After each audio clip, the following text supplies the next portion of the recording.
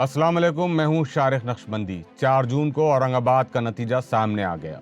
पिछले 5 सालों से औरंगाबाद की अवाम के दिलों पर राज करने वाले मजलिस इत्तेहादुल मुस्लिमीन के एमपी इम्तियाज जलील इलेक्शन हार गए।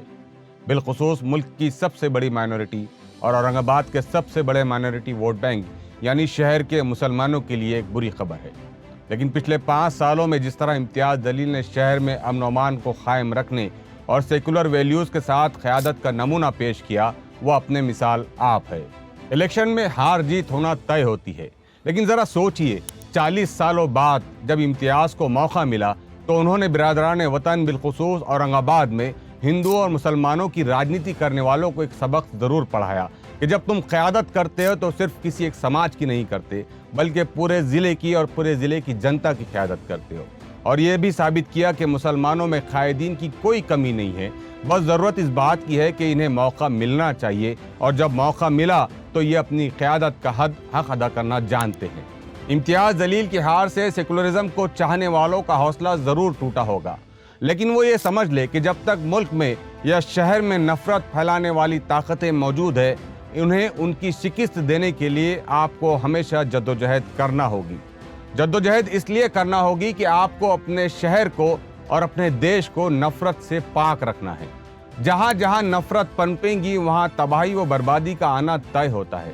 और चूँकि हमारा शहर, हमारा देश एक लोकतंत्र आइडियोलॉजी के साथ काम करने वाला देश है, तो ऐसे हालात में उन्हीं ताकतों को मौका मिलना चाहिए जो देश को नफ़रत से पाक करने के लिए कोशिशें कर रही हैं।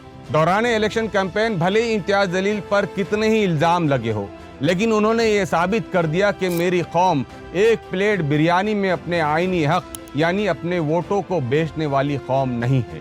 सच्ची और काबिल क़यादत होगी तो लोग अपने आप आगे बढ़कर कायद को सर आगों पर बिठाने के लिए तैयार रहते हैं। इलेक्शन के दिन या इलेक्शन से एक रात पहले इम्तियाज़ ने ना ही किसी के वोट खरीदने की कोशिश की और ना ही किसी के वोटों को ख़राब करने के लिए करोड़ों रुपए बर्बाद किए। ये कोई मामूली बात नहीं है दोस्तों। इस बात से ये पैगाम मिलता है कि गयूर मुसलमानों ने अपनी गैरत को नहीं बेचा और अपनी ज़मीर की आवाज़ पर वोट डाला।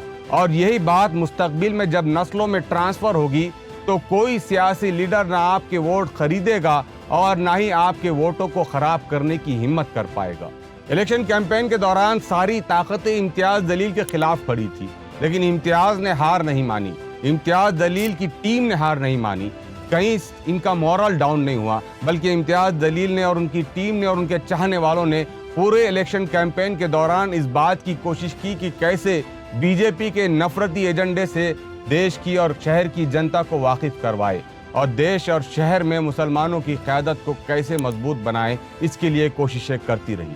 औरंगाबाद नतीजों का अगर जायज़ा ले तो इस बात का ज़रूर अंदाज़ा लगाया जा सकता है कि इम्तियाज़ जलील के हक़ में सेकुलरिज़म को बचाने के लिए शहर और ज़िले के मुसलमानों ने ज़बरदस्त वोट किए।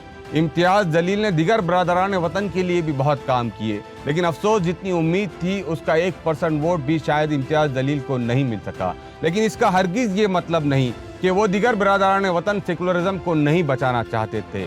कहीं समाज का डर था, तो कहीं ईडी का खौफ था, तो कहीं इम्तियाज़ जलील से ज़ाती नाराज़गियाँ थी, जिसकी वजह से इम्तियाज़ जलील के हक़ में वोटिंग परसेंटेज कम हुआ।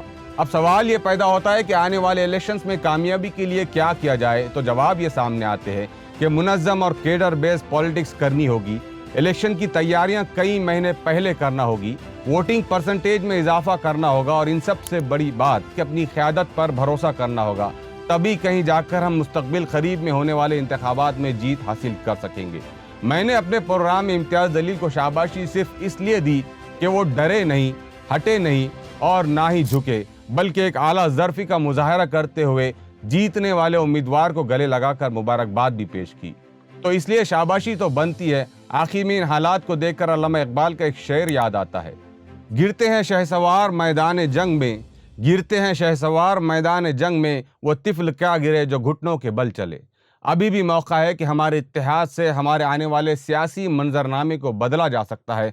आपसी इख्तिलाफ़ात को बालाए ताक रखकर फ़िरका परस्तों को शिकस्त दी जा सकती है, क्योंकि मुत्ताद हो तो बदल डालोगे निज़ाम गुलशन, मुत्ताद हो तो बदल डालोगे निज़ाम गुलशन, मुंतशर हो तो मरो शोर मचाते क्यों हो। शुक्रिया।